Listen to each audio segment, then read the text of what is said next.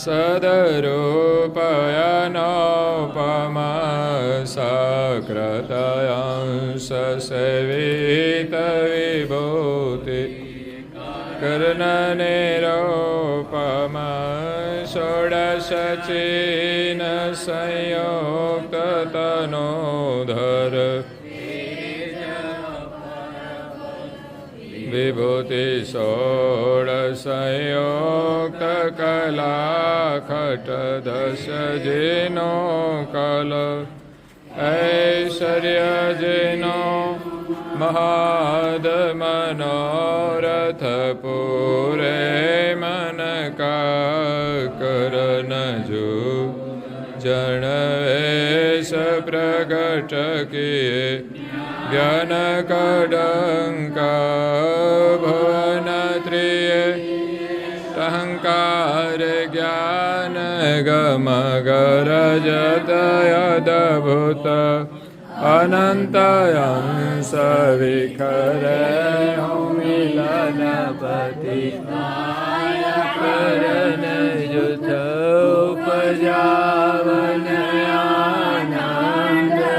ઉપજાવનયાનંદયમેવ કરુણામયે કરતા શરણે લઈ સબ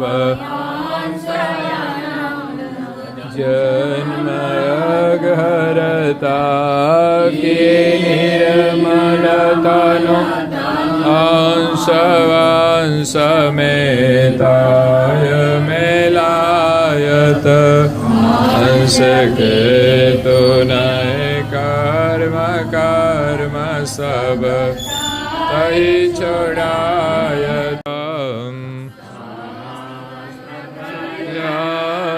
ગોડા કરો યો ભલે રહ્યો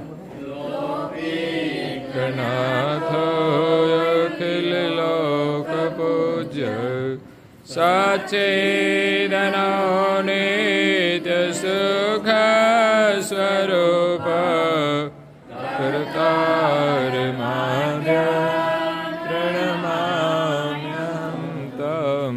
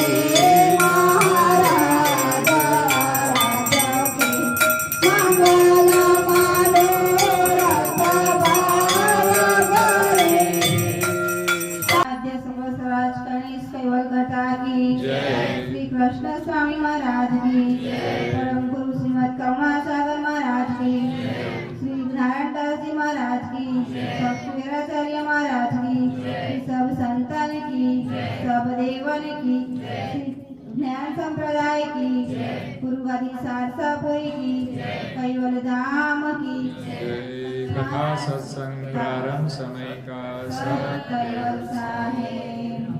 ત્રણ વાર પગે લાગવાનું છે આપણે.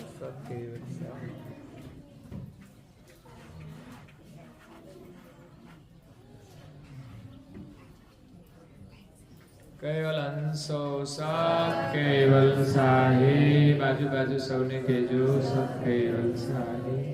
પાના નંબર 86 ઉપર કૈવલ વંદના સ્તુતિ છે. કૈવલમ ચિદેનામ વેનાવયનમ વિઘ્નામ લઘુયમ મોહમ નમસ્તુ નિરાલામ નારાયણામ વરેયમ નાયેતિ નરેયમ પ્રયાયમ પરંતો જપેનામ જપાયમ કાયાનામ મયાયમ મનાતે મગોયમ સ્વયંતમ સમસ્તો જહાનામ અજાતં વેનામ વેદાંતમ વિનયતે કરોતિ વિવદે તવસ્તો વિધિવાય વિરક્તમ અશાંતે ન જાતમ સુનાતે સનાતમ વેદાંતમ અનંતો અગાધમ બહુધમ લહેજમ મહાદમ કુબેરમ તેનામ નમામિ નમસ્તો. શ્રીમદ સાગર કરુણા મહારાજ કી જય. કૈવલ રામ કી જય. શ્રી અવિચળદાસજી મહારાજ કી જય. શ્રી ધર્મપ્રિયદાસજી મહારાજ કી જય. સત કેવલ સાહી સત કેવલ સાહી. ચાર ચિન્હ હરિભક્ત કે પ્રગટ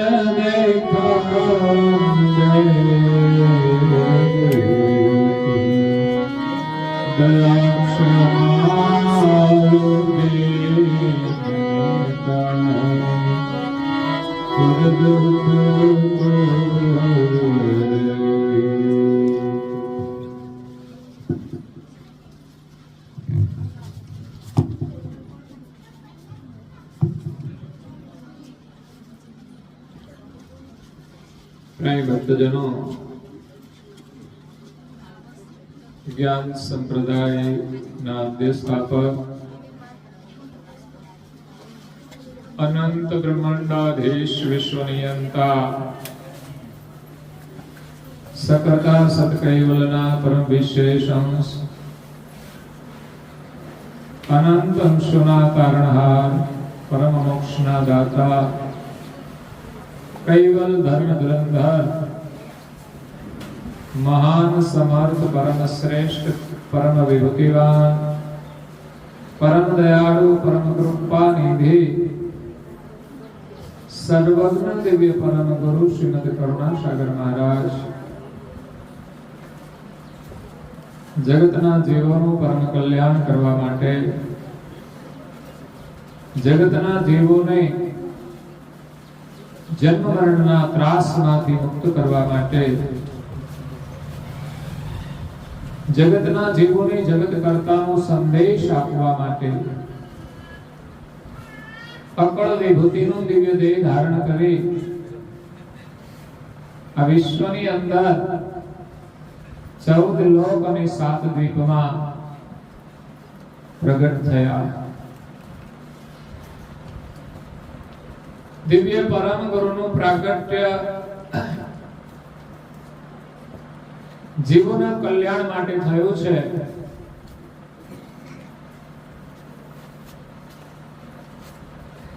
જગતના જીવોને સંસારની અંદર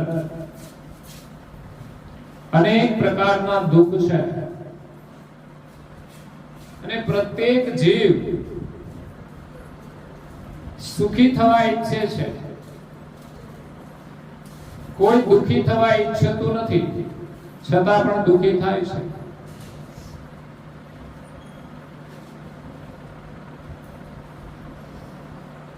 એટલે દુઃખમાંથી છૂટવા માટે અનેક પ્રકારના પ્રયત્ન કરે છે.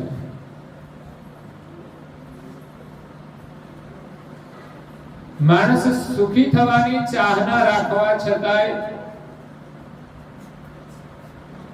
દુઃખી થવાનું કારણ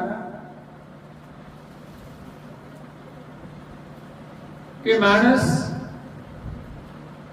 સુખી થવાની ચાહના રાખે છે પરંતુ શુભ કર્મ કરવાની ચાહના નથી રાખતા.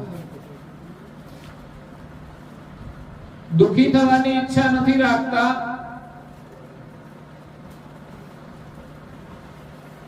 પરંતુ એ અશુભ કર્મ છોડવાની ઈચ્છા નથી રાખતા. જો મનુષ્ય જીવનમાં શુભ અને અશુભનો વિવેક કરવામાં આવે, હંમેશા શુભ કર્મ કરવામાં આવે અને અશુભ કર્મ છોડી દેવામાં આવે, તો એક દિવસ આપણા જીવનમાં સુખ સુખ ને સુખ જ રહેશે. પરંતુ તમે સામાન્ય રીતે સર્વે કરો ને તો આપણી ઘણી ભૂલો આપણને દેખાય છતાં પણ આપણે છોડવા તૈયાર નથી.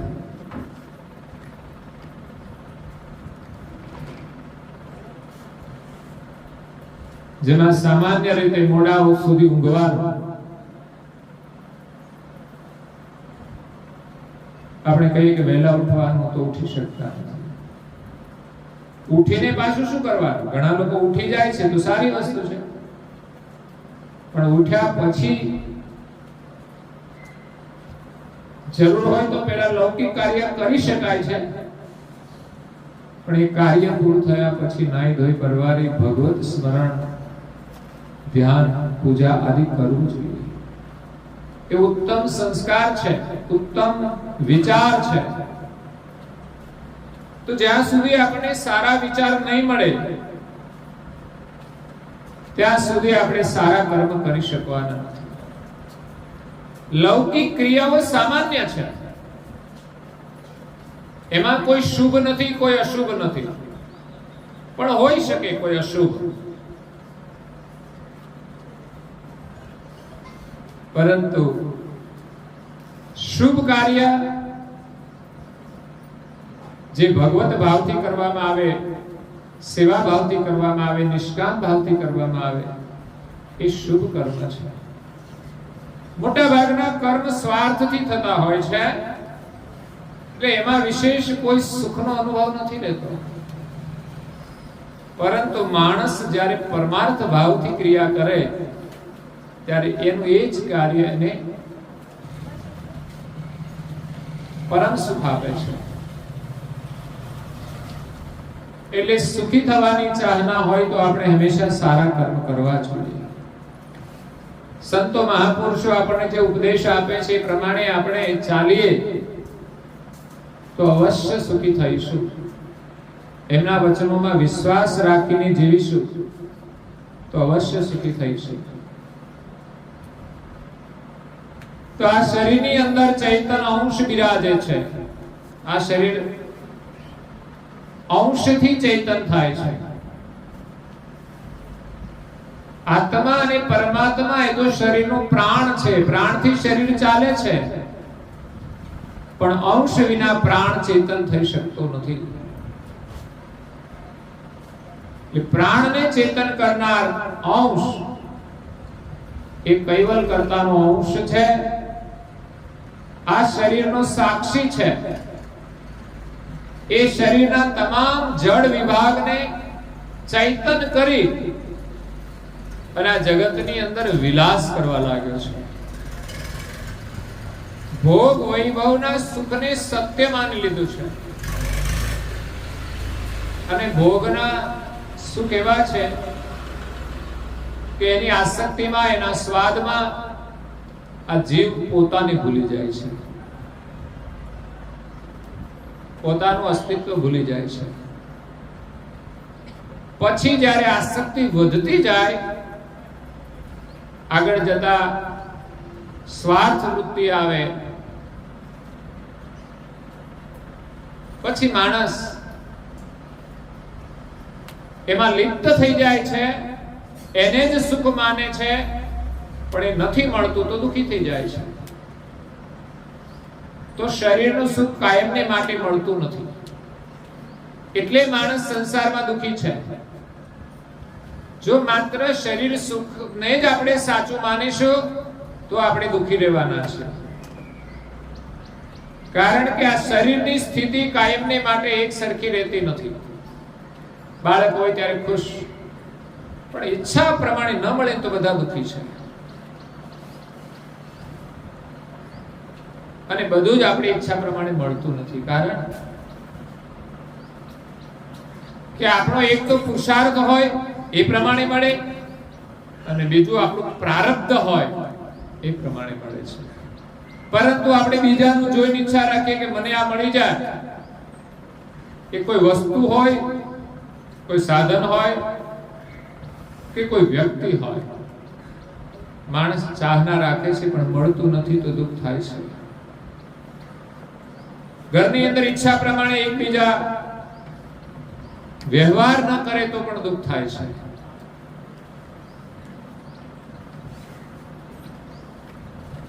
તો બધું જ આપણી ઈચ્છા પ્રમાણે નથી થતું. તો આ શરીરની અંદર આપણે રહીએ છીએ, એમાં વિષયોનું જે સુખ છે, સ્વાદ, આંખોથી રૂપ, કાનોથી શબ્દનો આનંદ, જીભથી સ્વાદ, ભોજનના, હાથથી સ્પર્શનો સુખ, એ બધાનો સ્વાદ જ્યારે આ શરીરના માધ્યમથી જીવાત્મા લે છે, ત્યારે એ વિષયના સુખની જાણમાં, વિષય સુખમાં, સુખના આનંદમાં એ પોતાની જાણ ભૂલી જાય છે કે હું ચૈતન છું. પછી એમ માનવા લાગે કે હું શરીર છું. એ જ આપણા દુઃખનું મોટું કારણ છે. આ શરીરની અંદર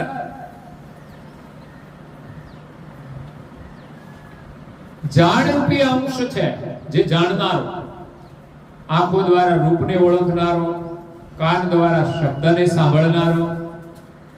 પણ એ અંશની જાણ હોય તો જ એ જાણી શકે છે. એ ઊંઘતો હોય ત્યારે એની જાણ નથી હોતી, તો એ સાંભળી નથી શકતો, બોલી શકતો નથી. એટલે અંશનું સ્વરૂપ જાણ રૂપ છે, કોઈ આકાર રૂપ નથી. આ ઇન્દ્રિયોના માધ્યમથી જે જાણે છે એ જાણનારો જાણ સ્વરૂપ, એ અંશ છે, નિજ જાણ રૂપ, પોતાની એને જાણ છે. પણ જ્યારે આ શરીરમાં ઇન્દ્રિયોથી વિલાસ કરવા લાગે છે ત્યારે પોતાની જાણ ભૂલી જાય છે. અને પોતાની જાણ ભૂલી જાય છે તો પોતાના માલિકને પણ ભૂલી જાય છે કે હું કોણ છું. આપણે જે માલિકના અંશ છીએ એ માલિકને ભૂલી ગયા છીએ, પોતાને ભૂલી ગયા છીએ. પરિણામે ધર્મ માર્ગની પણ અનેક માન્યતાઓ હોય છે, અનેક ઈષ્ટની સ્થાપના થાય છે. પણ વિશ્વના સર્જનહાર કોણ છે, સત્ય સ્વરૂપને જીવ જાણતો નથી. વિષયમાં માણસ સુખ તો અનુભવે છે, પણ પરિણામ શું આવે છે કે વારંવાર ઇન્દ્રિયો દ્વારા સુખ ભુક્તમાન કરવાથી એમાંથી ઉત્પન્ન થતી જે વાસના છે એનો જમાવ થાય છે. આ અંશને પછી પોતાની સ્મૃતિ નથી રહેતી, અને વાસના રૂપ જ્યારે થઈ ગયા, ઇન્દ્રિયોનું સુખ ભોગવતા ભોગવતા પછી અંશને વિષયોની સ્મૃતિ રહે છે. આ શરીર છોડીને જાય ત્યારે જીવનભર જે વિષયોનું સુખ માણ્યું હોય એની એને સ્મૃતિ રહી જાય છે.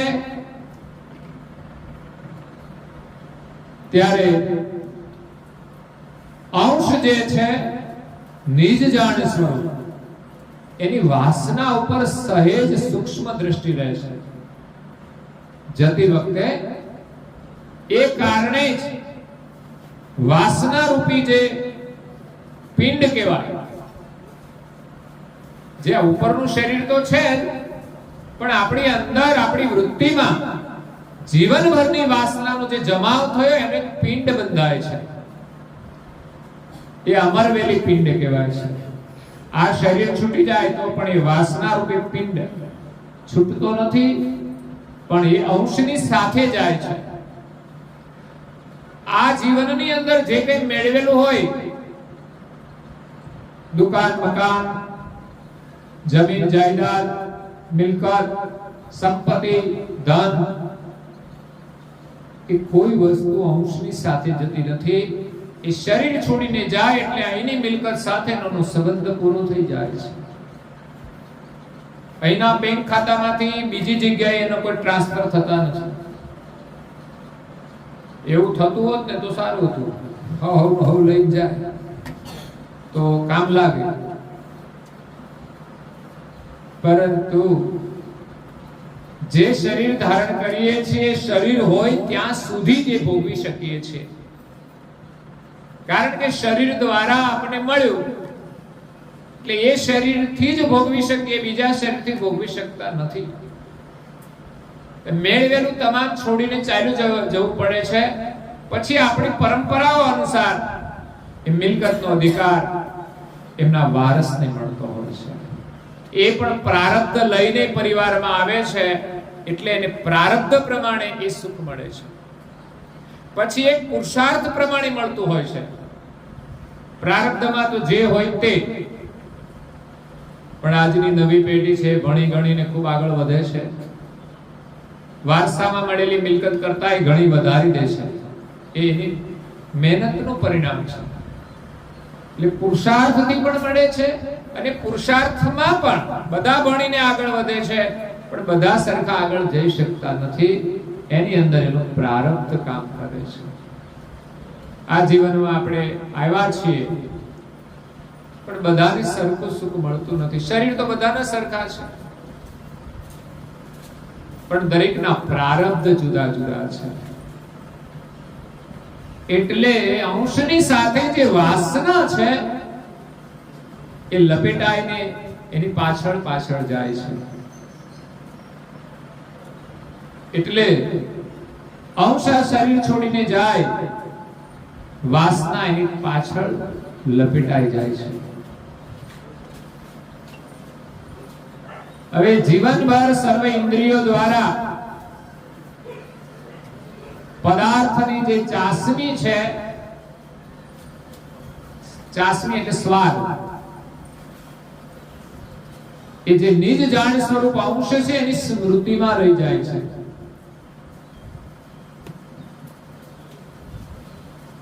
અને એ જ વાસનાનું સ્વરૂપ છે. જાણ રહેવી એ જ વાસના. કોઈ વસ્તુ આપણે ખાઈએ છીએ તો એની સ્મૃતિ રહી જાય તો ફરી ખાવાની ઈચ્છા થાય છે. ફરી ખાધું, ફરી એની વાસનાનો જમાવ થયો. એમ વારંવાર ખાવાથી સ્વાદની આસક્તિ આપણી અંદર મજબૂત થઈ જાય છે. ઘણા લોકો ખાતા હોય છે, સહજ ભાવે ખાય. એવું નહીં કે આ વસ્તુ ખાધા પછી ફરી પાછી જોઈશે જ. મળે તો ભલે, ના મળે તો કઈ નહીં. એકની એક વસ્તુની અંદર આપણે સ્વાદ આવે છે, પણ એકની એક વસ્તુ કાયમ ખાઈએ છીએ તો પાછો સ્વાદ નથી આવતો. જો સ્વાદ હોય તો કાયમ આવવો જોઈએ, પણ ના, થોડા દિવસ ખાઈએ છીએ પાછું નવું જોઈએ છે. પણ થોડા દિવસ અલગ અલગ ખાઈએ છીએ તો ફરી પાછું જે બહુ આપણને ભાવતું હોય એ વસ્તુ ખાવાની ઈચ્છા થાય છે. ન મળે તો દુઃખ થાય છે. સ્વાદની આસક્તિ આપણી અંદર રહી જાય છે. ત્યારે ખાવાની વસ્તુ હોય તો વાંધો નહીં, પણ ન ખાવાની ચીજ લોકો ખાતા હોય છે એમાં પણ એની આસક્તિ થઈ જાય છે અને એ પછી છૂટતું નથી. જેમ વ્યસન. આજે બહુધા લોકોની અંદર વ્યસન હોય છે. 80% લોકો વ્યસનનું સેવન કરે છે. 20% તમે સર્વે કરો ગામની અંદર, યાદી કરજો ગામમાં સભ્યોની, બહેનોને બાદ કરીને. આ તો માત્ર ભાઈઓની વાત છે. વર્તમાન સમયમાં નવી પેઢીમાં વ્યસનો આવશે, પણ એ જુદા હશે, જેમાં ભાઈઓ બહેનોનો બંનેનો સમાવેશ થઈ જશે. કારણ કે એ હવે ધંધો કરવા માંડ્યા એટલે એને પછી વ્યસન તો કરવું જ પડે ને. ભાઈ એમ કે અમારે ધંધો કરવાનો એટલે વ્યસન કરવું પડે, પણ ધંધાને અને વ્યસનને કોઈ સંબંધ નથી. તમારી અંદર કામ કરવાની સ્વતઃ ભાવના હોય તો તમે કરી શકો છો. વ્યસનથી તમને તાકાત મળે છે એવું નથી.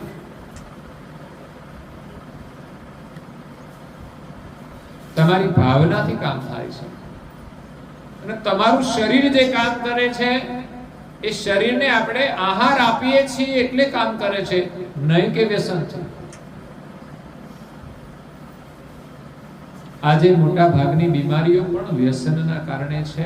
એ સિવાય પણ ઘણા કારણો છે. ઘણા લોકો વ્યસન ન કરતા હોય બીમાર પડે તો લોકોને એમ થાય કે આપણે વ્યસન ના કર્યું તોય કેમ બીમાર પડ્યા. ખાવાની વસ્તુ જરૂર કરતા વધારે ખાવ તો પણ બીમાર પડો. તમારી પ્રકૃતિ વિરુદ્ધ કઈ આહાર લો તો પણ બીમાર પડો. વાયરસથી પણ બીમારીઓ આવે છે. પણ મોટા ભાગના રોગોનો સંબંધ આહાર સાથે જોડાયેલો છે. અને ભક્તિ માર્ગની અંદર પણ આહારની મુખ્ય ભૂમિકા છે. એમાં આપણા વિચાર સાથેનો સંબંધ જોડાયેલો છે. એટલે આહાર શુદ્ધિ બહુ જ અનિવાર્ય છે. એટલા માટે તો આપણે બજારનું ગમે તેવું અશુદ્ધ ભોજન પણ કરવું જોઈએ નહીં. કારણ કે આજે પાણીપુરી જોઈને લોકોને પાણી આવી જાય છે.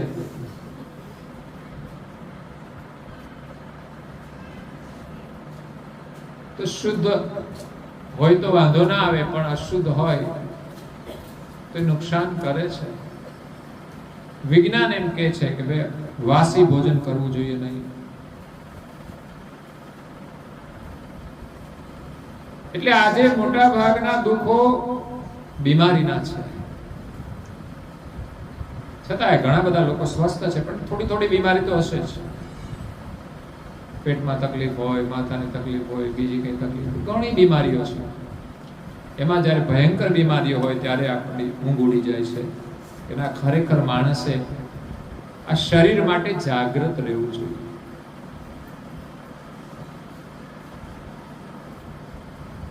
એટલે આપણે જે કંઈ ભોજન કરીએ એમાં સ્વાદની આસક્તિ ના હોવી જોઈએ. શરીરના પોષણ માટે ભોજન કરવું જોઈએ. એટલે સ્વાદની જે આસક્તિ છે એ જ્યારે બંધાઈ જાય પછી જે કુટેવ પડી જાય છે ખાવાની, વ્યસનની, પછી છૂટતી નથી. માણસ એટલો બંધાઈ જાય છે કે એમ માને છે કે આના વગર તો અમે જીવી જ ના શકીએ, આના વગર તો મારે ચાલે જ નહીં. પરિવારમાં ઝઘડા થઈ જાય તો પણ માણસ દુર્વ્યવહાર છોડતા નથી. એ વ્યક્તિના અને પરિવારના દુઃખનું કારણ બને છે. વ્યસનથી માત્ર શરીર જ બગડે એવું નથી, મન અને બુદ્ધિ પણ બગડી જાય છે. એનો સ્વભાવ બગડી જાય છે, એમના વિચારો બગડી જાય છે.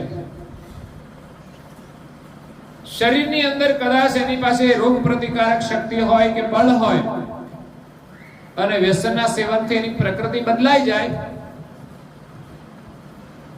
તો ઓછા લોકોને વાંધો ના આવે. મોટા ભાગના લોકોને તો બીમારી આવે જ છે.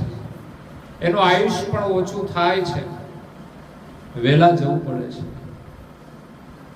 તો આપણે સાવધાની રાખવી જોઈએ. એવું નથી કે અભણ લોકો જ વ્યસન કરે છે. ભણેલા શિક્ષિત લોકો પણ વ્યસનનું સેવન કરે છે.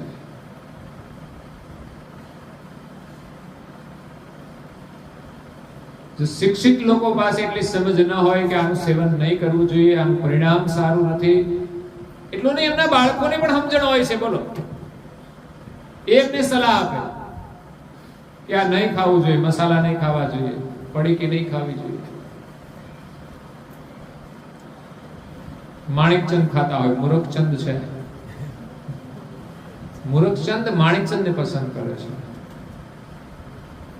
એવી તો કેટલી પડીકીઓ આવે છે.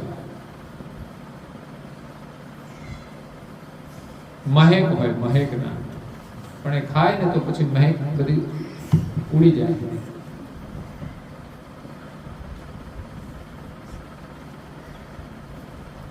તો અનેક પ્રકારની પડીકીઓનું સેવન એ દુઃખનું કારણ બને છે. સાંભળવા છતાંય લોકોમાં જાગૃતિ નથી આવતી, લોકો પ્રયાસ નથી કરતા. એક ભાઈના ઘરે પધરામણી ગયા એટલે એમને બીડીનું વ્યસન હતું. મેં કીધું તમે બીડી છોડી દો, તો કે તો ના છોડે, એના વગર તો ચાલે જ નહીં, અમારે તો ખેતી કરવાની, જાણે બીડીથી ખેતી થતી હોય. પછી મેં એને એટલું કહ્યું કે મેં કીધું તમે બીડી પીવો તો વાંધો નહીં, પણ મેં કીધું ઘરમાં ના પીતા. તો કે એ ના બને, કે ઊભા થઈને બહાર તો જવું પડે ને, આવો નિયમ લે તો એ તૈયારી નથી. જ્યાં બેઠા હોય ત્યાં જ ચાલુ કરવાના ધુમાડા. આળસ પણ એટલે કે ઊભા થઈને બહાર જઈને પણ પીવાય તો પછી ઘરમાં જેટલા હોય બધાને નુકસાન કરે ધુમાડો. ઘરમાં બહેનો પણ લડતા હોય છે, પણ એ તો શરૂમાં એક બે વખત લડે કે પણ પછી તો કાયમનું થયું, કોણ લડે? એને ખબર છે હમસ્ય નહીં, કારણ કે મસાલા ખાતા હોય ને એનામાં સમજણ ના હોય, એ ના સમજે. અને સમજે તો મસાલા છોડી દે, સીધી વાત છે.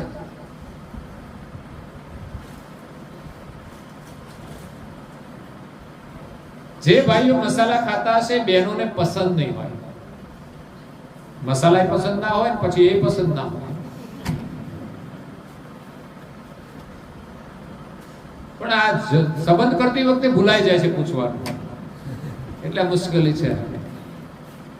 ખરેખર તો જ્યારે પસંદગી કરવાની હોય ત્યારે આ વસ્તુ પૂછવી જોઈએ.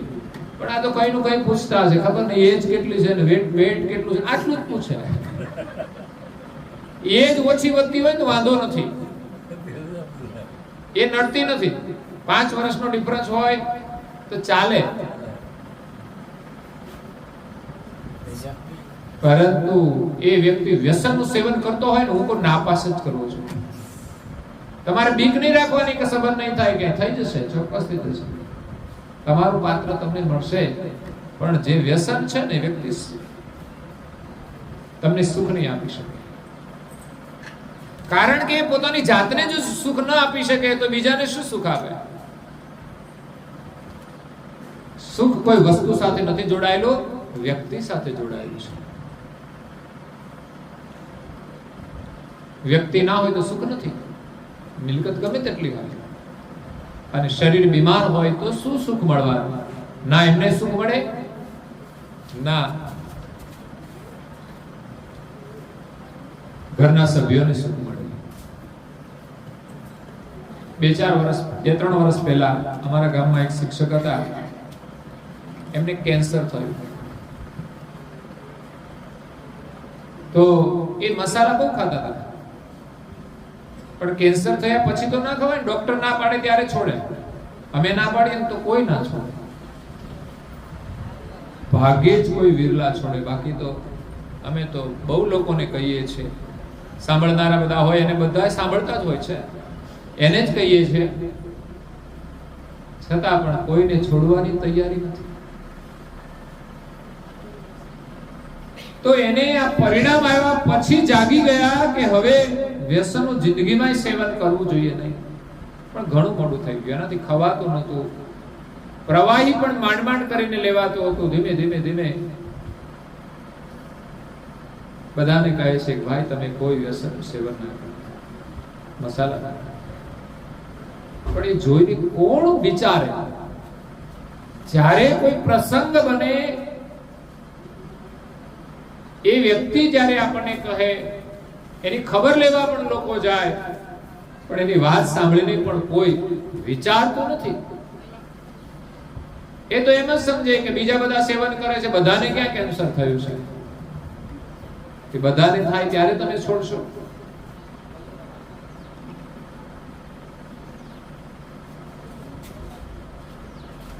વ્યસનની અંદર કેટલું નુકસાન.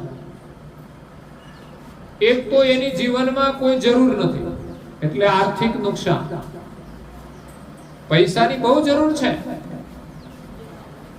5 રૂપિયા માટે તો શાકભાજી વાળાએ કેટલી લડાઈ કરી છે અને 10 રૂપિયાનો મસાલો એમને ફાકી જાય છે. બેનો ભાવ ઓછો કરીને શાકભાજી લેવાનું, પેલો 10 રૂપિયા એમને આપી આવે નુકસાની વાત. કેવી રીતે આપણે સુખી થઈએ? કારણ કે આપણી પાસે ગણિત જ નથી. ક્યાંક બેનો પણ ખર્ચતા હશે પૈસા એમની ઈચ્છા પ્રમાણે, બિનજરૂરી ફેશનના ગુલામ બની જાય તો એ પણ પૈસા વાપરે. એટલે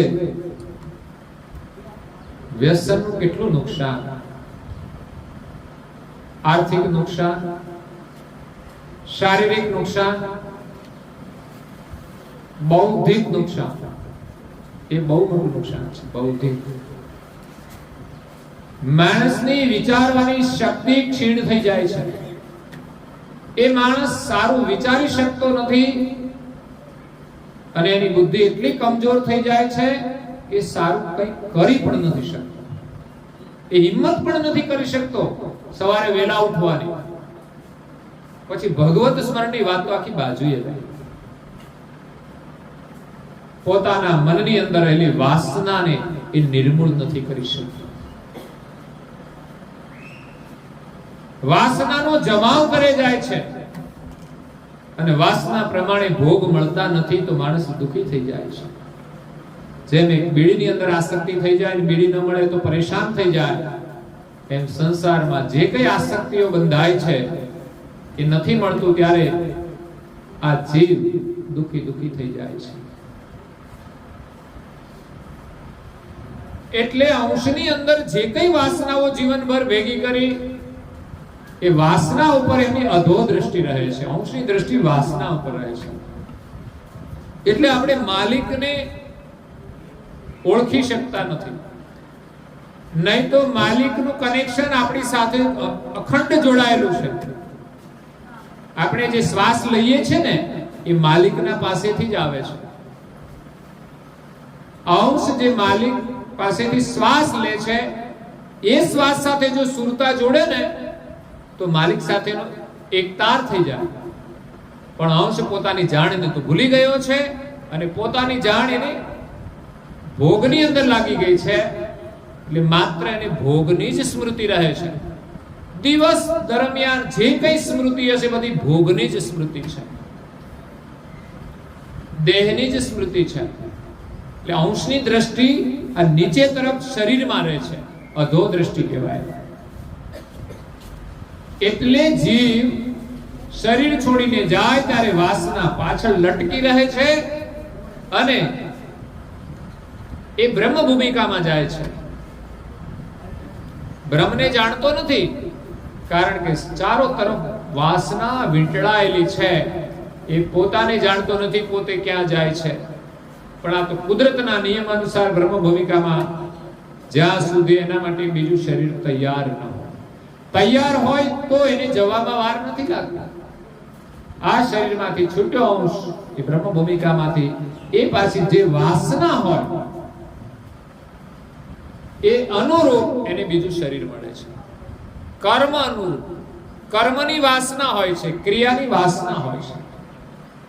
જેવા કર્મ કરીએ એવી વાસના આપણી અંદર આપણી વૃત્તિમાં જમા થઈ જાય છે. જેમ બેંકની અંદર આપણા બેલેન્સમાં પૈસા જમા થઈ જાય એમ જ સારું નરસું જે કંઈ કરીએ એ આપણી વૃત્તિની અંદર સુવૃત્તિ કે કુવૃત્તિ, રજોગુણી આસક્તિ કે સત્વગુણી આસક્તિ કે તમોગુણી જે કંઈ ક્રિયાકલાપ જીવન દરમિયાન કરીએ છીએ વૃત્તિમાં જમાવ થઈ જાય છે. શરીર છોડીને જાય ત્યારે જીવની દ્રષ્ટિ એ વાસના ઉપર હોય છે અને વાસનાને અનુરૂપ છેલ્લે જ્યારે છોડતી વખતે જેવી વાસના હોય એવો પહેલો દેહ મળે છે. પછી એ શરીરે ધારણ કરે ત્યારે અંશ એકલો ગયો હોય વાસના લઈને, પછી વાસના આગળ થાય અને અંશ એની પાછળ હોય છે.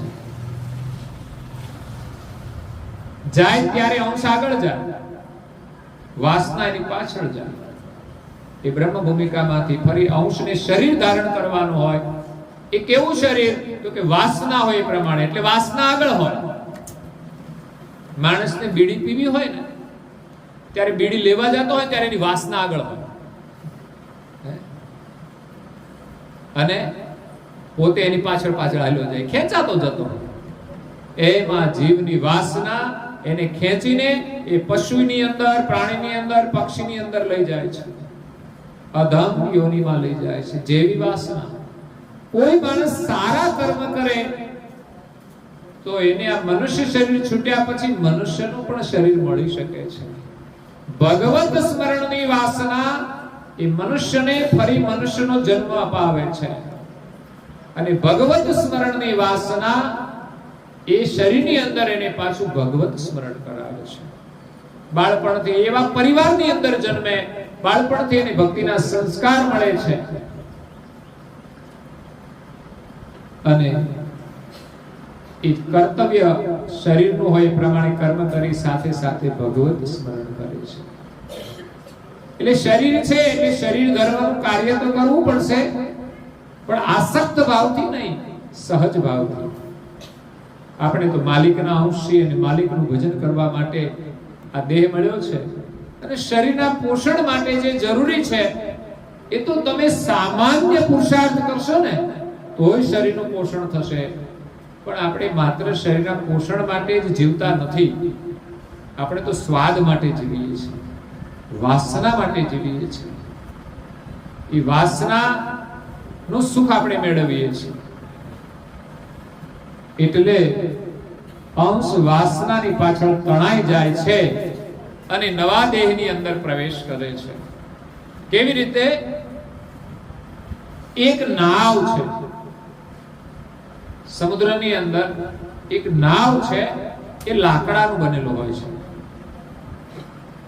અને લાકડાનું બનેલું એની અંદર લોખંડના ખીલા મારેલા હોય. લાકડાને જોડવા માટે લોખંડના ખીલા મારેલા હોય છે.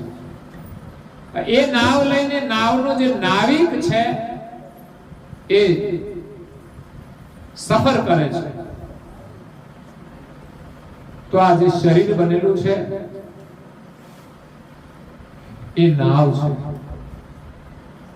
અને એની અંદર જે રહેલો ચૈતન્ય છે એ નાવિક છે. હવે જ્યારે સમુદ્રના ઊંડા જળની અંદર ચુંબક હોય છે, જ્યારે નાવ નીકળે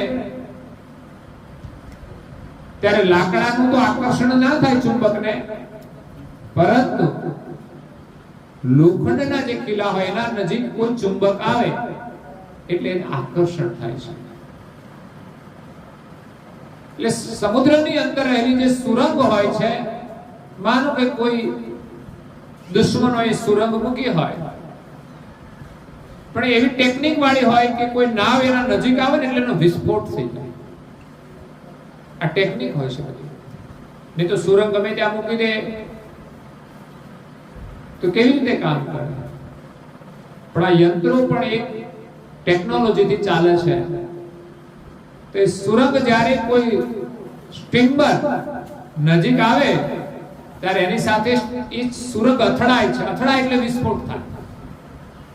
ઘણીવાર તોફાનો થતા હોય છે ત્યારે લોકો આમ ગોળા નાખતા હોય છે, એ દૂર જઈને પડે એટલે વિસ્ફોટ થતો હોય છે, ધુમાડા નીકળવા માટે.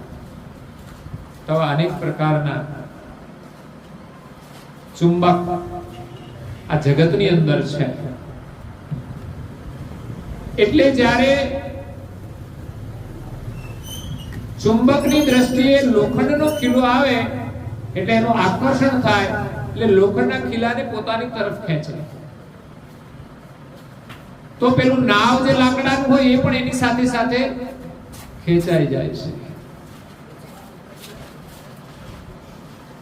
ચુંબકની સાથે ખીલો ખેંચાય, ખીલાની સાથે નાવ ખેંચાય, નાવની સાથે નાવનો નાવિક પણ ખેંચાઈ જાય છે. તો આપણા શરીરની પણ આવી જ સ્થિતિ છે. અંશ જ્યારે શરીર છોડે છે ત્યારે એની પાછળ એની વાસના તણાય છે. એમ નાવ જ્યારે ચાલ્યું જતું હોય ત્યારે લોખંડનો ખીલો પણ એની સાથે સાથે, નહીં તો લોખંડનો ખીલો તરી શકતો નથી, પણ લાકડાના નાવમાં છે તરે છે. એ નાવની પાછળ પાછળ ખીલો ખેંચાય છે.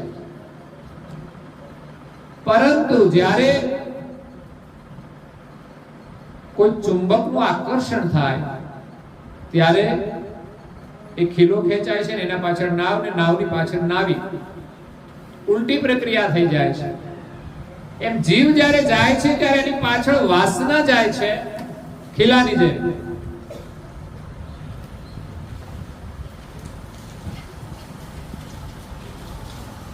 અને જ્યારે નવું શરીર ધારણ કરે છે ત્યારે વાસના એ શરીર તરફ ગતિ કરે છે.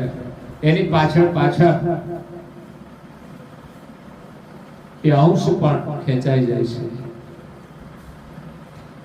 આપણા શરીરની જે ઇન્દ્રિયો છે, અંતસ્કરણ છે, એની ચાસણી કહેવાય, સ્વાદ. દરેકની અંદર સ્વાદ મૂક્યો છે. આંખો છે આ બધું જોવે છે, તો રૂપ રંગ વાળી આ દુનિયા બનાવી છે. તે રૂપનો એક સ્વાદ છે, ગમે છે લોકોને, સુંદર હોય એ ગમે છે. તો એનું આકર્ષણ, એની ચાસણી એ અંશ લે છે ત્યારે ચાસણી, એનું રૂપનું આકર્ષણ એ એની અંદર વાસના રૂપે જમાવ થઈ જાય છે. એટલે સુંદરતા જોઈને એને ભોગવવાની ઈચ્છા થાય છે. આંખથી જુએ તો જે કઈ સુંદરતા જોઈએ એ વારંવાર જોતા પછી એની સ્પર્શની ભાવના થાય છે. સુંદર વસ્તુ હોય ને આપણે આમ સ્પર્શ કરવાની ઈચ્છા થાય. સુંદર ફૂલ હોય તો એમને હાથમાં લઈ લઈએ, ખાલી જોઈને સંતોષ નથી થતો. પછી વળી ઈચ્છા થાય તો સૂંઘી લઈએ. તો બધી જ વાસના વારાફરતી જોડાયેલી છે. જોવાની પણ વાસના છે, પકડવાની પણ વાસના છે, સૂંઘવાની પણ વાસના છે. એટલે પદાર્થ ઉપર અંશની જે અધોદ્રષ્ટિ છે એ વાસનાને કારણે આ જીવાત્મા જન્મ મરણની અંદર અસંખ્ય કાળ સુધી ભટક્યા કરે છે. સુખી થવું હોય તો વાસનાની નિવૃત્તિ કરવી પડશે, ત્યાગ કરવો પડશે. ઘરમાં રહીને પણ ઘણા મહાપુરુષો થયા છે, એને ભોગની ચાહના નથી રાખી. એ વસ્તુઓ જેને જરૂરિયાત હોય એને મદદ કરી છે. પણ આપણે તો જરૂર હોય એને પણ મદદ કરતા, અને આપણે જરૂર ના હોય તો પણ આપણે ભેગી આવશે તો નહીં કઈ, પણ વાસના તો ચોક્કસ આવશે. એ આપણને ભટકાવશે. એમ કે છે બહુ મિલકતમાં વાસના રહી જાય તો ફરી પાછું સાપ બનીને આવે. એ ઘરના ફરતો આટા માર્યા જ કરે. આપણને એમ થાય અહીં કેમ આટા મારે છે, આપણને ખબર ના હોય એટલે આપણે એને ઉલાજ નાખીએ, ઉપર મોકલી દઈએ. પણ એ વાસનાથી આ જીવ ભટકે છે.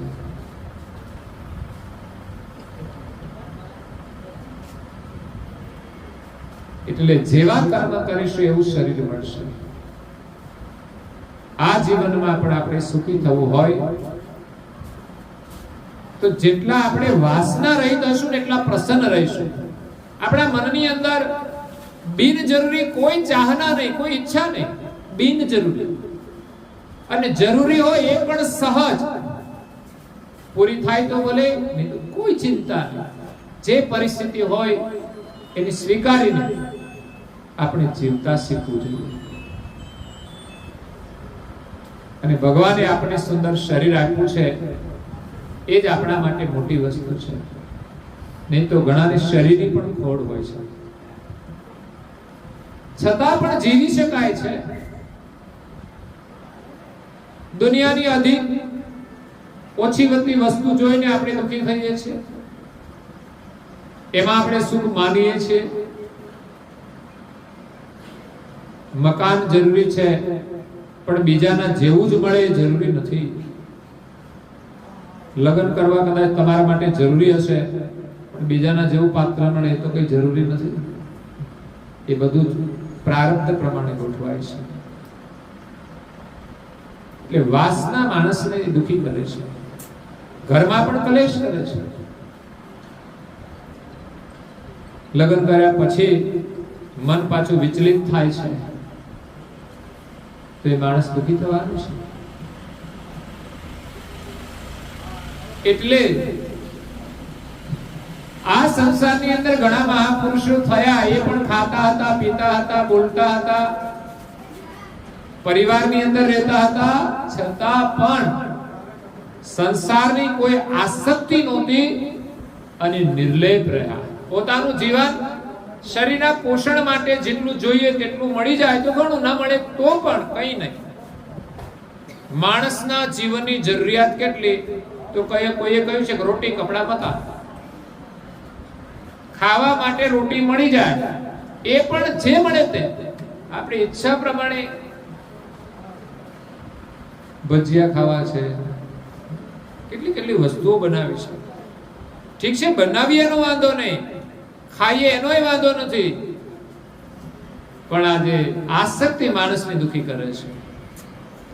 અને મેં કહ્યું તો એમ આજે માણસ ન ખાવાનું પણ ખાય છે, ત્યારે અખાદ્ય વસ્તુનું સેવન કરે છે, એ માણસને બરબાદ કરી દે છે. આજે વ્યસનો વધતા જાય છે. આમ ઓછા પણ થાય છે. નવી પેઢી બીડીઓ નથી પીતી, પડીકીઓ કદાચ નહીં ખાતી હોય, પણ હવે નવા વ્યસનો આવ્યા છે નવી પેઢીમાં. એ માંસાહારનું સેવન કરતા થયા છે. પેલા કોઈ ઈંડા કે માંસનું સેવન કોઈ કરતા નહોતા, પણ આજની નવી પેઢીના યુવાનો બહારથી ટેસ્ટ કરી લે છે, પછી ઘરમાં ન લવાય એટલે ન લાવે, પણ સમય જતા એ મર્યાદાઓ પણ તૂટી જશે અને ઘરના ફ્રીજમાં આવી જશે. જે ખાવાની ચીજ નથી છતાં પણ જેવો સંગ મળે, જેવા સંસ્કાર હોય એ પ્રમાણે એ ખાતા થઈ જાય છે. પરદેશની અંદર નોનવેજ કરવું એ સામાન્ય છે, અને આપણા માટે માંસનું સેવન કરવું કેવું લાગે છે? નિષેધ છે, બિલકુલ નિષેધ છે. કારણ કે માંસનું સેવન બહુ જ ભયંકર છે. એ ખાવાથી આપણા વિચારો દૂષિત થઈ જશે. માંસ એ પ્રાણીની હત્યા કરીને લાવવામાં આવે છે. આ એક મોટો બિઝનેસ છે, અને એવી એવી મોટી ફેક્ટરીઓ છે કે જેની અંદર અનેક પ્રાણીઓ ઊંધા માથે લટકતા હોય અને અગ્નિની અંદર પાછા પાસ થતા હોય, કઈ જીવતા પ્રાણીઓ તરફડતા હોય છે, અને પેલા મારે તો પણ એ જીવને જીવવાનો અધિકાર હોય છે. વિચાર તો કરો, એને કોઈ મારે તો કેટલું દુઃખ થાય. અને એ વેદના એ જીવની એ શરીર સાથે જોડાયેલી હોય છે. એ શરીર છોડી જાય છે. હા, કુદરતી રીતે મરે તો વાંધો નથી. કુદરતી રીતે મર્યા પછી પણ ઘણા લોકો ખાતા હતા પહેલા. શાસ્ત્રો તો મનાઈ જ કરે છે, ન ખાવું જોઈએ. મર્યા પછી પણ કે ખાવાની વસ્તુ નથી તો ખાવી જ જોઈએ.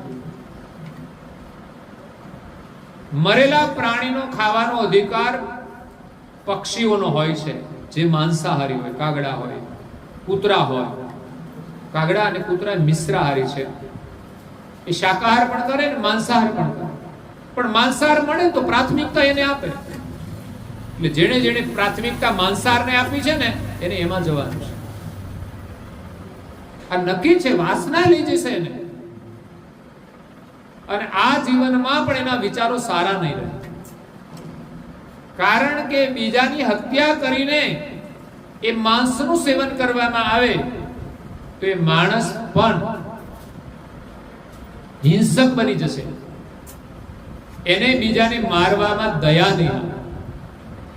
આજે તમે સર્વે કરો કે જે બીજાની હત્યા કરનારા લોકો હોય છે, હિંસક હોય છે, એ લગભગ માંસાહારી હશે. નહીં તો માણસની અંદર દયા કેટલી પડેલી છે, આપણી સંસ્કૃતિમાં દયા કેટલી પડી છે. ભાઈઓ ગમે એમ બોલે છતાંય બહેનો બોલતા નથી, બોલો સહન કરતા હોય છે દયાભાવ.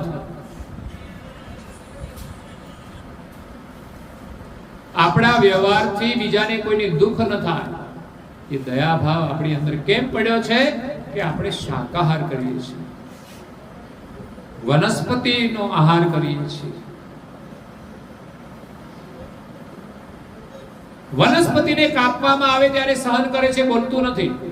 એની અંદર સુષુપ્તિ અવસ્થા છે, એ સહન કરે છે. અને આપણો એટલો જ અધિકાર છે જેટલો આપણા પોષણ માટે જોઈએ તેટલો જ. એ સિવાયના કોઈ ઝાડને કાપવા જોઈએ નહીં. આપણા સ્વાર્થ માટે કાપવા જોઈએ.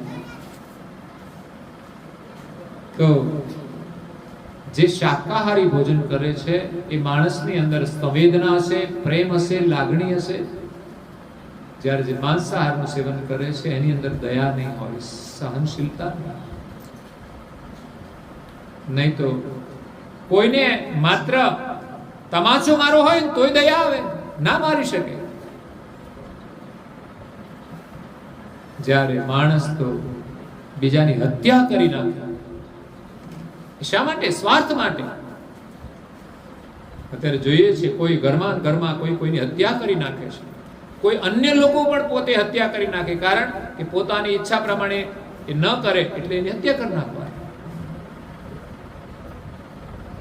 કાં તો ભોગની આસક્તિથી કોઈના ઉપર અત્યાચાર કરવાનો અને પકડાય ને એટલા માટે હત્યા કરી નાખવાની, પણ છતાંય છૂટતા નથી. હા, કોઈ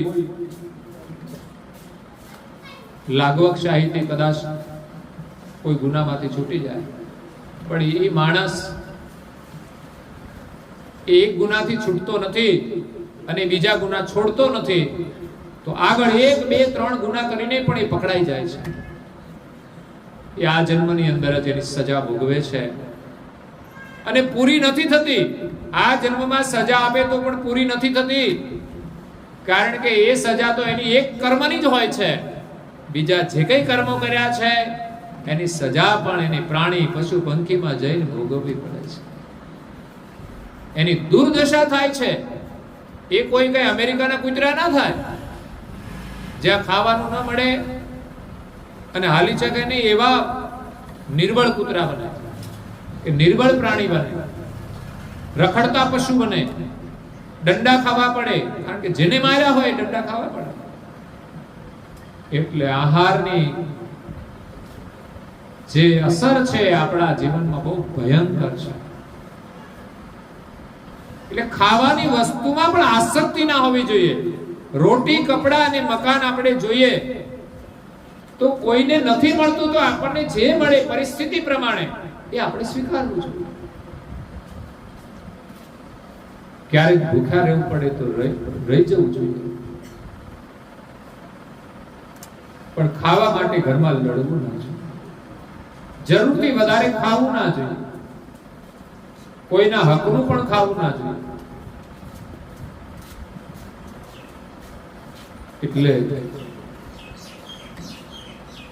શાકાહાર અને માંસાહાર એનો જે ભેદ છે એ આપણે સમજવું જોઈએ. એટલે મેં કહ્યું વર્તમાન સમયની અંદર જે વ્યસનો આવ્યા છે એમાં માંસાહાર આવે છે, ઈંડા આવે છે.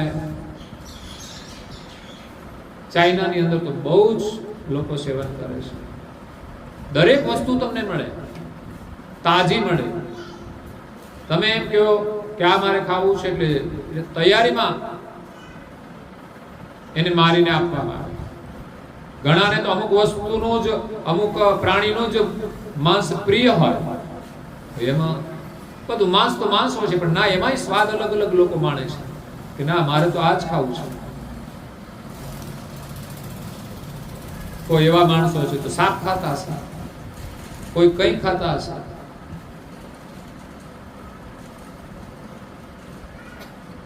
ભવિષ્ય એમનું કેવું હશે? એ વ્યક્તિનું, પરિવારનું કે દેશનું, એનું ભવિષ્ય કેવું છે? પતન હશે. આપણે ત્યાં હિન્દુ સંસ્કૃતિ છે, એનું આપણને ગૌરવ હોવું જોઈએ. અને હિન્દુ સંસ્કૃતિનો વિકાસ થાય એના માટે આપણે સતત પ્રયત્નશીલ રહેવું જોઈએ. ઇવન સરકાર સાથે પણ આપણે આ સંસ્કૃતિના સંવર્ધન માટે સહયોગ આપવો જોઈએ. નહીં તો ભવિષ્યમાં એવી સત્તાઓ આવશે જેમ આજે બાંગ્લાદેશની સ્થિતિ છે એવી આપણા દેશની પણ થઈ શકે છે. આતંકવાદીઓ જો આપણા પર સવાર થઈ જાય તો બધાના માટે જીવવું મુશ્કેલ થઈ જશે. આતંકવાદીઓ કેવા અત્યાચાર કરે છે બહેનો પર, એ પ્રસંગો જોઈને આપણે જાગવું જોઈએ કે આપણી સંસ્કૃતિનો વિકાસ થાય, એવા કાયદા કાનૂન રહે,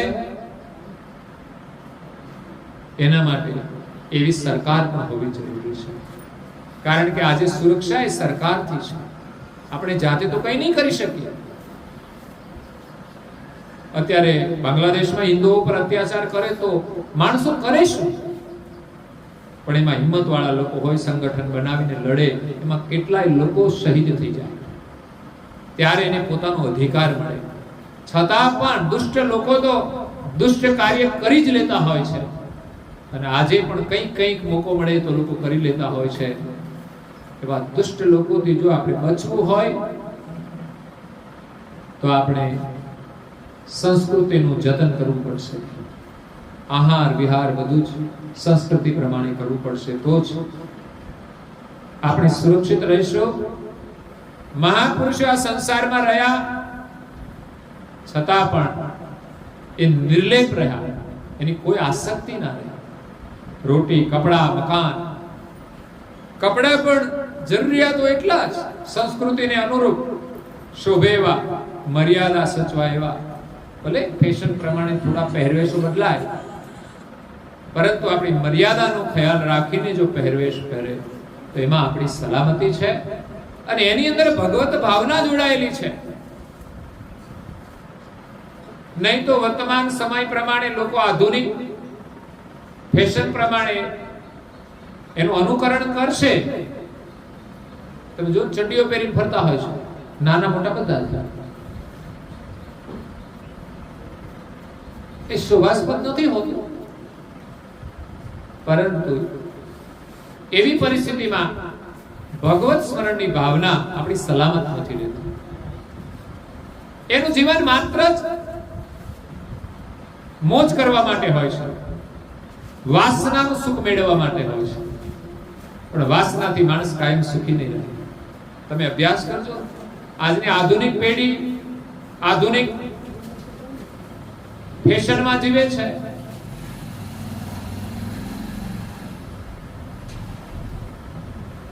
તેવું ફેશનેબલ જીવન હોય છે, ભોગ પ્રધાન જીવન હોય છે, પણ એવા દાંપત્ય જીવન પણ વિખરાઈ જતા હોય છે. બધું સુખ હોવા છતાંય વિખરાઈ જાય છે, કારણ કે ત્યાં સંસ્કૃતિનો અભાવ છે. બંને પાત્રોના વિચાર મળતા નથી. એક કે હું કહું એમ થાય, બીજો કે હું કહું એમ થાય. એ વાસના માણસને અલગ કરી દે છે. પછી જે વાસના માટે જીવતા હોય વાસના તો એને મળતી નથી, પછી ભટકવું પડે છે. એટલે એનું પરિણામ પણ આજની નવી પેઢી ભોગવે છે. પહેલા ક્યાંય કોઈ છૂટા નહોતા પડતા, બોલો, દાંપત્ય જીવન. પણ આજે એની જીવન પદ્ધતિ અલગ છે, તો એ પ્રમાણે સહન નથી કરતા. છેવટે એ માને છે કે ભેગા રહીને કલેશમાં આપણે જીવવું એના કરતા જુદા પડી જવું સારું.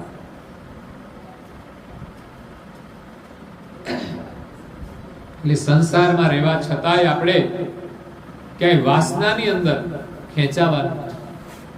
જેમ આપણી જીભ છે એ અનેક પ્રકારના પદાર્થોનું સેવન કરે છે, એમાં તેલ વાળું પણ હોય, ઘી વાળું પણ હોય. તો આપણા હાથને કોઈ ચીકટ અડે ને તો એ ચીકાશ પછી હાથે આપણે સાબુથી ધોવી પડે. પણ આપણે ભોજન કરીએ છીએ એમાં તેલ પણ હોય છે, ઘી પણ હોય છે, પણ ક્યારે જીભને સાબુથી ધોવી પડી છે? એની ચીકટ લાગતી નથી. એ મહાપુરુષો પણ આ જગતની અંદર રહ્યા, પણ જીભની જેમ એ સ્વાદ પણ લીધો, એમણે વસ્તુઓનો સ્પર્શ પણ કર્યો, પણ કોઈનાથી એ આસક્ત થયા નહીં. એની ચિકાસ એને સ્પર્શીને તો અનેક પ્રકારના વૈભવ કરવા છતાંય જ્યારે આપણે ગુરુ મહારાજના શરણમાં જઈને ભગવત ભક્તિ કરીએ, આપણી અંદર પવિત્ર વિચારો હોય તો એ વાસના આપણને પકડી શકતી નથી અને આ જીવને ભટકવું પડતું નથી. એટલે આજે આપણને જીવન મળ્યું છે ઉત્તમ. શરીરનો કોઈ ભરોસો નથી ક્યારે છૂટી જશે. દરેકના જેટલા શ્વાસા છે એટલું જ આપણે જીવવાના છીએ. શ્વાસ પૂરા થઈ જશે એટલે કોઈ પણ નિમિત્તે આપણે આ શરીર છોડીને જવું પડશે, પરિવાર છોડીને જવું પડશે અને બીજું શરીર મળશે. પણ એ કેવું મળશે, કેવું આપણે જોઈએ છે? આપણે તો સારું જ જોઈએ છે, પણ સારું કામ કરીશું તો સારું મળશે. જો અત્યારે લોકો ભણે છે, સારી નોકરી કરે છે, કમાય છે તો સારા મકાન મળે છે, સારી ગાડી મળે છે. પણ ઘણા લોકો ભણતા નથી, રખડે છે તો શું પરિણામ આવશે? તો કે એને મજૂરી કરવી પડશે, પછી સારી નોકરી નહીં મળે, સામાન્ય નોકરી મળશે.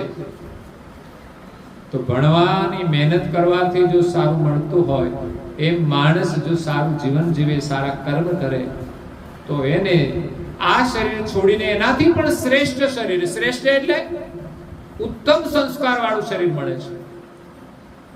બાકી શ્રેષ્ઠ શરીરનો સંબંધ માત્ર રૂપ સાથે નથી, પણ આપણને સ્વસ્થ શરીર મળે અને સંસ્કારી શરીર મળે, એ મહત્વનું છે. એટલે જ્યાં પણ જન્મ થાય એ પરિવાર સંસ્કારી હોય, જે શરીર મળે એની અંદર પણ એક સારા સંસ્કાર હોય, એ શરીરની અંદર અંશ આવે તો એને કોઈ તકલીફ પડતી નથી. કારણ કે જે શરીર મળ્યું છે સંસ્કાર સંપન્ન છે. સંસ્કારનો મતલબ સુવિધા સંપન્ન. મકાન સારું મળે પણ સુવિધા ન મળે તો નહીં તો મોટી મોટી જેલો પણ મજબૂત છે, બહુ ખાવાનું મળે છે પણ સુખ નથી, કારણ કે બંધનમાં સુખ નથી. એટલે આ શરીરની અંદર આ જીવાત્મા સ્વતંત્ર છે ક્રિયા કરવા માટે, કર્મ કરવા માટે. તો આપણે જે કઈ ક્રિયા કરીએ છીએ એની કોઈ આસક્તિ આપણને ભૂલાવી ના દે. ઘણીવાર ભોગની આસક્તિ બાળકોની અંદર સવાર થઈ જાય, યુવાનોની અંદર સવાર થઈ જાય તો મા બાપને ભૂલી જાય. પરંતુ એટલી બધી આસક્તિ ના હોવી જોઈએ કે આપણે પોતાને ભૂલી જઈએ કે આપણે કોણ છીએ, આપણું કર્તવ્ય શું છે, માતા પિતા સાથેનો, સગા સંબંધીઓ સાથેનો સંબંધ એ ભૂલી જઈએ. એક આસક્તિ છે. આ જીવ આ સંસારની અંદર, પરિવારની અંદર, આ શરીરની આસક્તિમાં જીવે છે.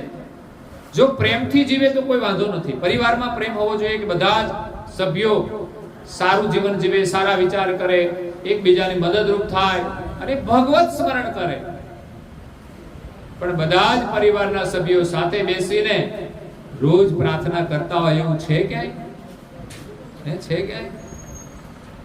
ભોજન કરતા હોય છે તો ભોજન થાય તો પ્રાર્થના કેમ ના થાય?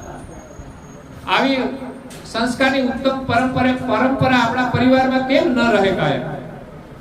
અને એ પરંપરા હશે તો સુખ આવશે. આપણા સંસ્કૃતિના અનેક ગ્રંથો છે, જ્ઞાનથી ભરેલા છે, પણ ક્યાંય કોઈ વાંચન કરે છે?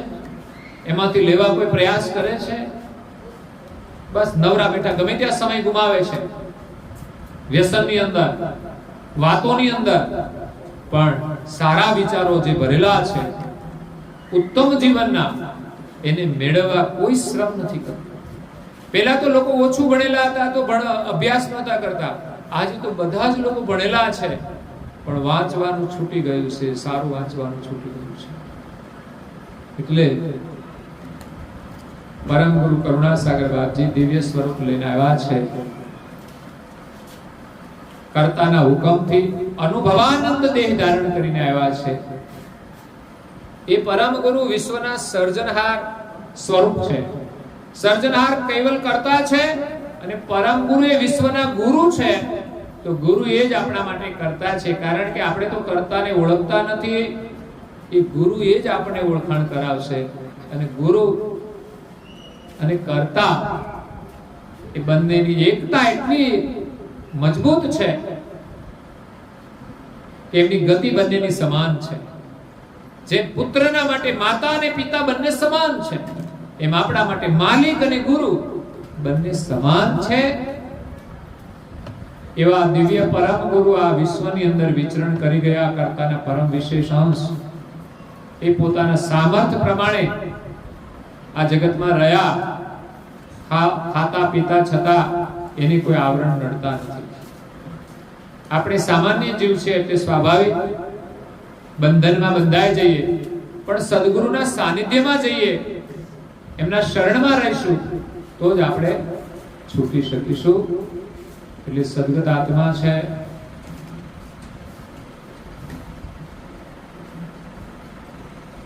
એ નાની ઉંમરમાં એમના પરિવારને છોડીને ગયા છે. કારણ કે પરિવાર પ્રત્યેની એક જવાબદારી હોય છે. બાળકોને એમના પગભર કરવા, ભણાવીને ધંધે લગાવવા, દીકરીઓને એમના ઘરે મોકલવી, આ એક પિતાની જવાબદારી હોય છે. પૂરું થયા પછી એમની ઉપસ્થિતિ બાળકોનું ધ્યાન રાખવા માટે પણ હોય છે. એટલે 50 પછી વાનપ્રસ્થ જીવન આવતું હોય છે કે બાળકોને થોડી થોડી જવાબદારી ધીમે ધીમે આપીને એ નિવૃત્ત થતા જાય અને ભગવત સ્મરણની અંદર પોતાનો સમય આપે. પરંતુ અહીંયા તો બાળકોની એમની જવાબદારી અધૂરી મૂકીને ગયા છે. એટલે પરિવાર માટે એક મોટી આફત કહેવાય. અને આવી આફતો ઘણાના જીવનમાં આપણને જોવા મળે છે, ત્યારે દુઃખ થાય છે. પરંતુ આવા સમયે કુટુંબના સભ્યોએ એકબીજાને મદદ આપવી એમનું કર્તવ્ય હોય છે. એ જ માનવતા છે. સગા સંબંધીઓએ સહયોગ આપવો એ માનવતા છે. એટલે અંતિમ બીમાર અવસ્થામાં પણ પરિવારજનોએ અને સગા સંબંધીઓએ જે સેવા આપી છે, ખરેખર ભગવાનના ખૂબ આશીર્વાદ છે. અને હજુ પણ બાળકોના માટે જરૂરિયાત છે. જે સામાજિક પ્રસંગો હોય કે કંઈ પણ પરિસ્થિતિ હોય એમાં માર્ગદર્શન માટે. અને બીજું તો પરમ ગુરુ છે ને આપણી સાથે છે, એ આપણો બહુ મોટો આધાર છે. ભગવાનમાં વિશ્વાસ રાખે, એમનામાં જે સામર્થ્ય છે એ અદ્રશ્ય છે. મનુષ્ય જે ન મદદ કરી શકે, મદદ પરમ ગુરુ કરે છે. માણસ તો એક સામાન્ય દુઃખોને દૂર કરવામાં મદદરૂપ થઈ શકે, પણ જીવનમાં એવા ભયંકર દુઃખો આવે છે અને એમાં જીવનનું અંતિમ દુઃખ મરવાનું છે, મોટું છે. એમાંથી તો કોઈ પરિવાર નથી છોડાવી શકતા, પરંતુ પરિવારના સારા સંસ્કાર છોડાવી શકે કે જે એને પરમ ગુરુના શરણમાં લઈ જાય. કોઈ જીવને પરમ ગુરુના સંસ્કાર મળે છે તો પરમ ગુરુ આપણને આ જન્મ મરણના દુઃખમાંથી છોડાવે છે. એટલે જીવાત્માથી જે સદગત આત્મા છે ગયા છે એનું આપણને દુઃખ છે, પણ એથી વિશેષ આપણા બધાનું દુઃખ એ ગયા છે. એમની આગળની જે યાત્રા છે એમાં એને દુઃખી ન થવું પડે, એના માટે આપણે પાછળથી સંવેદના વ્યક્ત કરીએ, શ્રદ્ધાંજલિ અર્પણ કરીએ. આજનું સત્સંગ પારાયણ કરીને પરમ ગુરુના શરણમાં પ્રાર્થના કરીએ કે આત્માને આપના શરણમાં રાખજો, માનો જન્મ પ્રદાન કરજો અને આપનું શરણ પ્રાપ્ત થાય એવી કૃપા કરજો. કારણ કે માત્ર આપણે સ્વાર્થથી જ દુઃખી નહીં થઈએ, પણ એના દુઃખ માટે પણ આપણે રડવું જોઈએ કે જીવાત્મા આપણો શરીર સાથેનો સંબંધ છોડીને ગયા છે, પણ આગળની યાત્રા એમની સુખદ રહે, આપણો નાતો એનો જન્મો જન્મ રહે, એવી ભાવના આપણે વ્યક્ત કરવાની છે. અહીંયા ઘણું આપીને પણ ગયા છે, એટલે ભગવાનની મોટી કૃપા પણ છે કે સારી રહેવાની પણ વ્યવસ્થા છે, બાળકોને સારું શિક્ષણ પણ આપ્યું છે, અને એ પણ પોતાના શિક્ષણનો જે લાભ છે એ પરિવારને વિકટ પરિસ્થિતિમાં આપીને ગયા છે. એ તો બધાના માટે આ સુયોગ નથી હોતો. કમાનાર વ્યક્તિ ના હોય તો ઘણી મુશ્કેલી આવી જાય છે આ મોંઘવારીમાં. પણ જ્યારે એક શિક્ષક તરીકે સેવા આપતા હોય ત્યારે આ એક નોકરીઓ સારી છે કે આવી કોઈ પરિસ્થિતિ આવે ત્યારે એના પરિવાર માટે આ મદદ આશીર્વાદરૂપ બનતી હોય છે. તો સદગત આત્માની પાછળ આપણે શોક વ્યક્ત કરીએ છીએ, પણ સાથે સાથે જે પરિવારજનો છે એના માટે તો પરમ ગુરુનું જે શરણ છે એ જ હંમેશા માટે એને શોકમાંથી મુક્ત કરશે, એના જીવનની અંદર સુખનો સૂર્યોદય કરશે, એના પિતાની ખોટ પણ એ જ પૂરી કરશે. એટલે પરમ ગુરુમાં શ્રદ્ધા રાખજો. આજે પારાયણ કર્યું છે એ સદગત આત્માને શ્રદ્ધાંજલિ આપવા માટે અને પરિવારના જે સદસ્યો છે એમના આશીર્વાદ માટે છે. પરમ ગુરુ આવ્યા છે ને આજે છે પણ ખરા. એ પ્રકારે આપણે એના શરણમાં રહી એમના આશીર્વાદ લઈને સુખી થવાનું છે.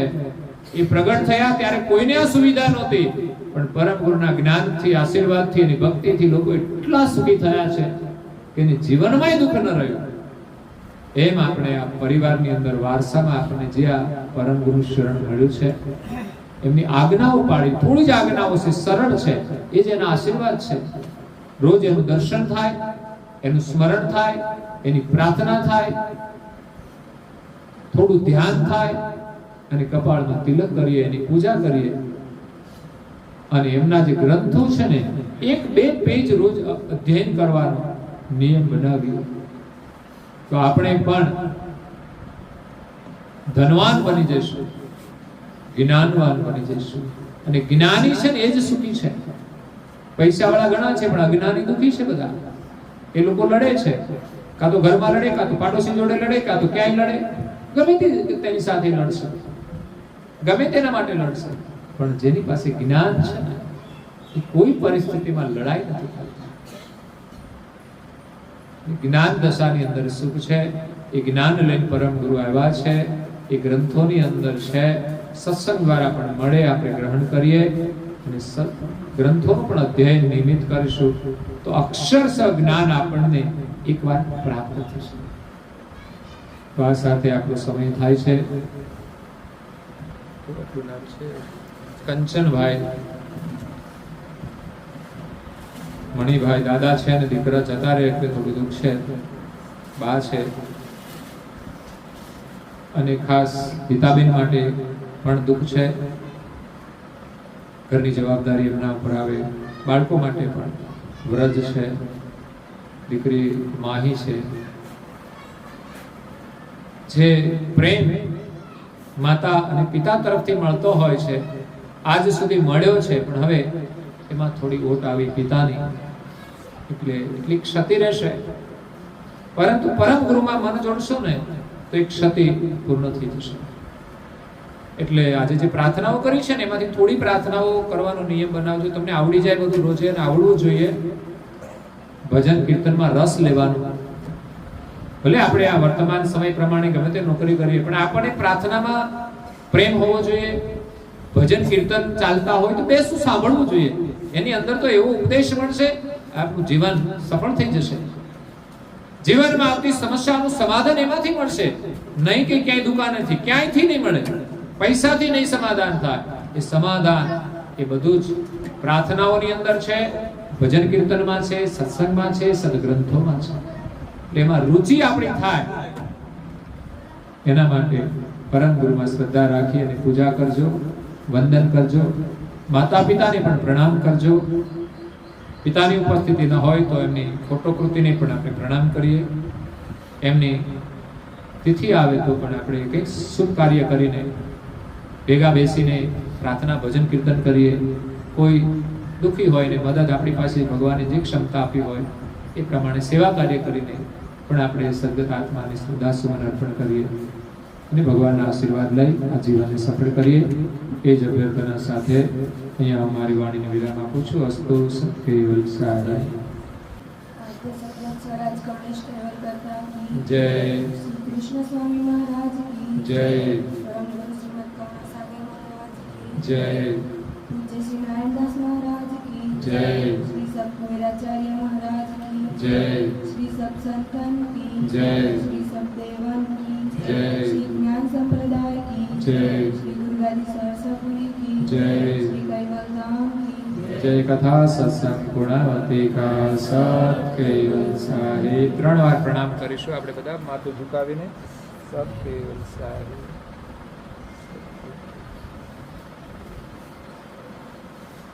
કેવલ અંશો સત કેવલ સાહિબ. બોલો જો આજુબાજુ બેઠા છે એને પણ પ્રેમથી કહેજો સત કેવલ સાહિબ. હાથ જોડીને સત કેવલ સાહિબ.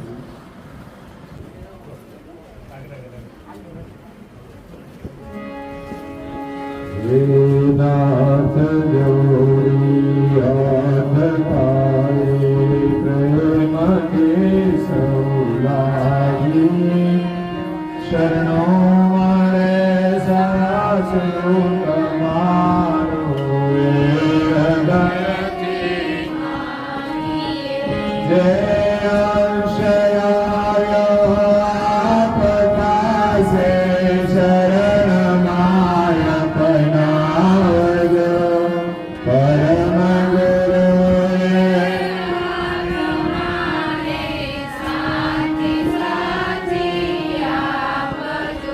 વળી કર્મના યોગે કરીને જે કુળમાય અવતરે ત્યાં પૂર્ણ પ્રેમ ઓ પરમ ગુરુ આપની ભક્તિ કરી લક્ષ 84 બંધનોને લક્ષ માલિકા પજો પરમ ગુરુએ આત્માને શાંતિ સુખ સંપત્તિ સુવિચારને સત્કર્મનો દૈવારસ જન્મો જન્મ સત્સંગથી કીર્તાર પાર આલોકને પરલોકમાં તમ પ્રેમ રગે રગયાપદ પરમ ગુરુએ આત્માને શાંતિ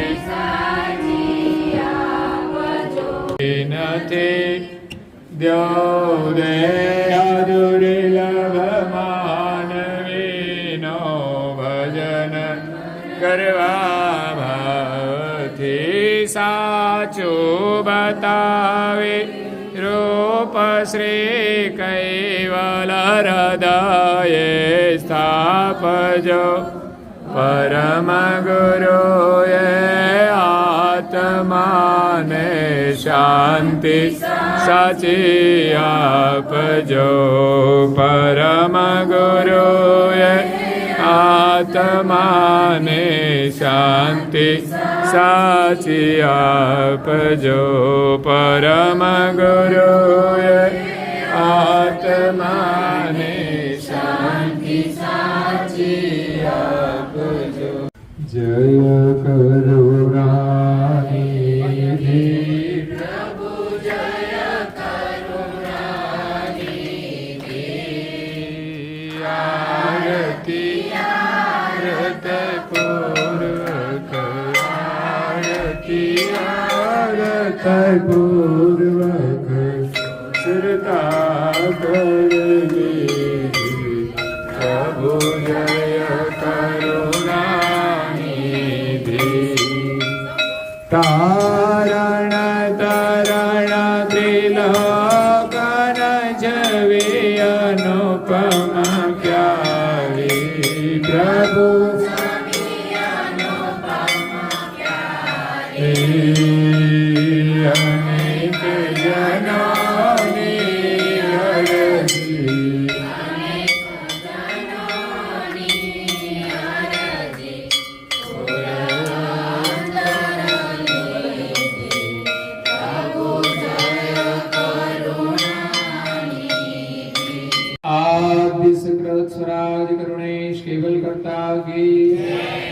पूज्य श्री कृष्ण स्वामी महाराज की, पूज्य श्री परम गुरु श्रीमद करुणा सागर महाराज की, पूज्य श्री नारायण दास जी महाराज की, पूज्य श्री सुखवेराचार्य महाराज की, श्री शब संतन की, श्री शब देवन की, श्री ज्ञान संप्रदाय की, श्री कायम पंथ की, श्री गगन मढ़े की, श्री निर्गुण धुणे की, श्री मुक्त द्वार की, श्री ब्रह्म क्षेत्र की, श्री सच्चिदानंद शाखा की, श्री अचंत अखाड़ा की, श्री अविगत गादी की, श्री भाल तिलक की, श्री रसोई करावे उनकी, श्री उनके माता पिता की, श्री उनके बाल गोपाल के, श्री उनके गुरु गोविंद के, श्री गुरु गादी सारसापुरी के, श्री कैवल्य धाम की, श्री दाता भोक्ता की, श्री बोल नारे गुरु महाराज की, परम गुरु श्रीमद करुणा सागर महाराज की, भोजन थाल पुणाति का सारे